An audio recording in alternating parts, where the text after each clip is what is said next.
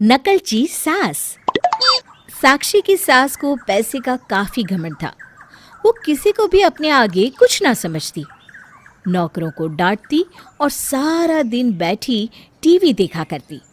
साक्षी के भाई की शादी आने वाली थी, जिसके लिए वो शॉपिंग करने बाजार जाती है। वो बाजार जाने के लिए घर से निकलती है तो सामने उसकी सास बैठी होती है। अरे, इतना बन ठन कर सवारी कहाँ जा रही है? कभी अपनी सास को भी पूछ लिया करो। जब देखा झोला उठाकर निकल पड़ती हो। टोक दिया ना। माँ जी, आपकी यही आदत मुझे सबसे ज्यादा खराब लगती है। बम्बई तो जाऊंगी नहीं, बाजार जा रही हूँ। पता है ना, मेरे भाई की शादी है। अरे बहू, तुम तो बुरा मान गई। जाओ जाओ, मैं तो बस बोल रही थी कि कभी मुझसे भी पूछ लिया करो साथ चलने के लिए। वैसे क्या लेने जा रही हो?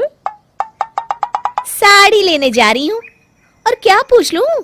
सारा दिन बैठे बैठे घुटने खराब कर लिए हैं आपने। चला तो जाता है नहीं। 1 घंटे का काम 3 घंटे में होता है आपके साथ तो। सास को गुस्सा तो आता है, लेकिन फिर भी प्यार से वो साक्षी को कहती है, साड़ी लेने? सुनो, एक साड़ी मेरे लिए भी ले आना।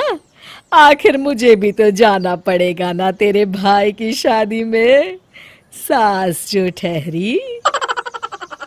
साक्षी मुंह बनाती हुई, देख लूंगी, कुछ पसंद आया तो ले आऊंगी। शाम को साक्षी घर वापस आती है। ये लीजिए आपकी साड़ी, बहुत ही मुश्किल से मिली है आपकी उम्र के हिसाब से।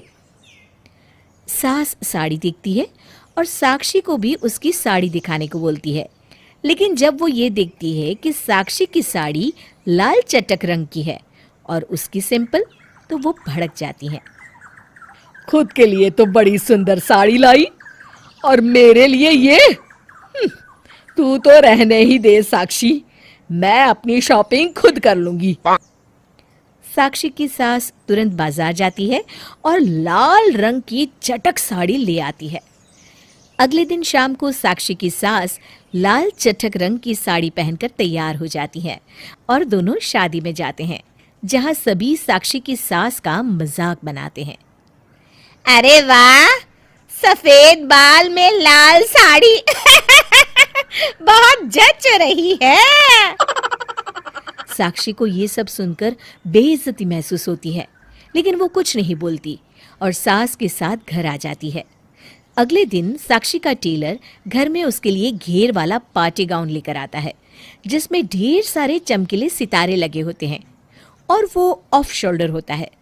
साक्षी वो पहनकर किसी पार्टी के लिए निकल रही होती है, जिसे उसकी सास देख लेती हैं और अगले दिन वैसी ही ड्रेस वो भी ले आती हैं।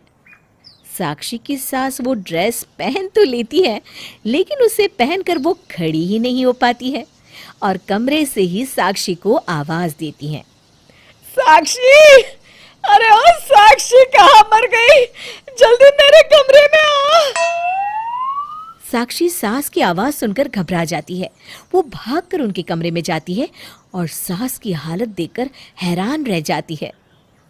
फिर जोर जोर से हंसती है।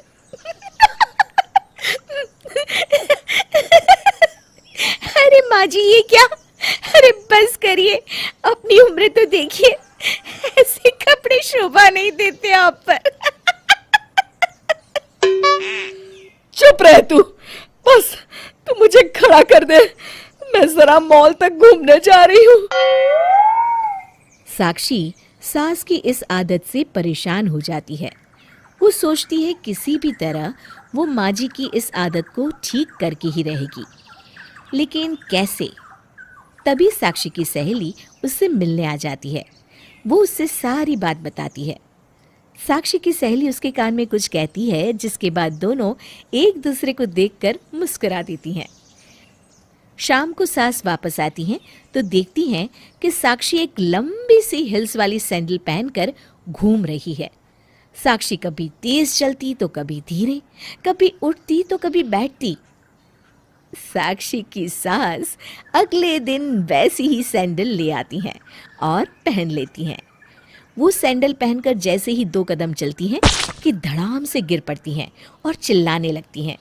हाय रे, मर गई। बहुत दर्द हो रहा है, कोई तो आओ, मुझे बचाओ। साक्षी जमीन पर पड़ी सास को उठाती है और बिस्तर पर बिठा देती है। अब बस भी करिए माँ जी, आपको तो मेरी बात बुरी ही लगती है, लेकिन देखिए पड़ गए ना लेने के देने, पता नहीं कितनी हड्डियां टूटी होंगी और न जाने कितने टांके लगेंगे। अरे नहीं नहीं, ऐसा ना बोल बहू, बहुत दर्द हो रहा है। तू तो बस डॉक्टर को बुला दे, मैं अब कभी तेरी नकल नहीं करूंगी। उम्र के हिसाब से पहनावे की शोभा है, ये बात मैं समझ गई हूँ।